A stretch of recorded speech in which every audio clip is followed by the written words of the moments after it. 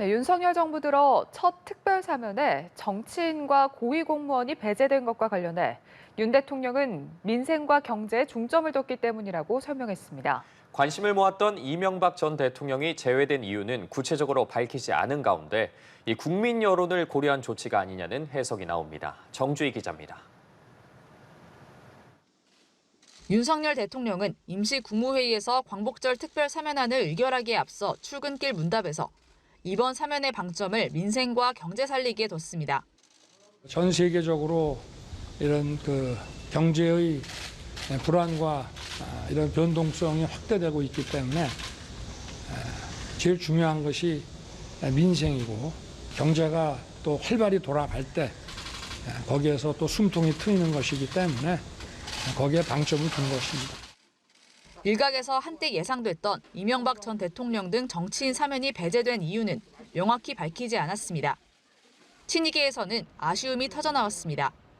이명박 전 대통령 측 이재호 국민의힘 상임고문은 대통합 차원에서 정치인, 경제인 할 것 없이 대사면이 됐어야 한다고 밝혔습니다.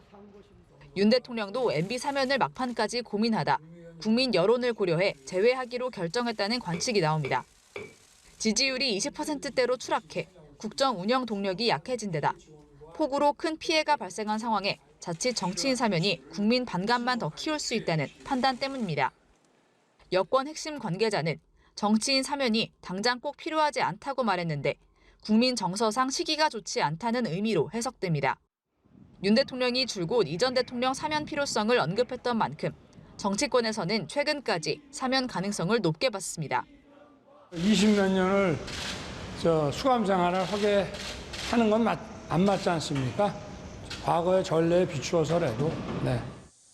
덩달아 야권에서도 통합 차원에서 김경수 전 경남지사 등이 사면될 것이란 전망도 나왔지만 사면 대상에 이름을 올리지 못했습니다.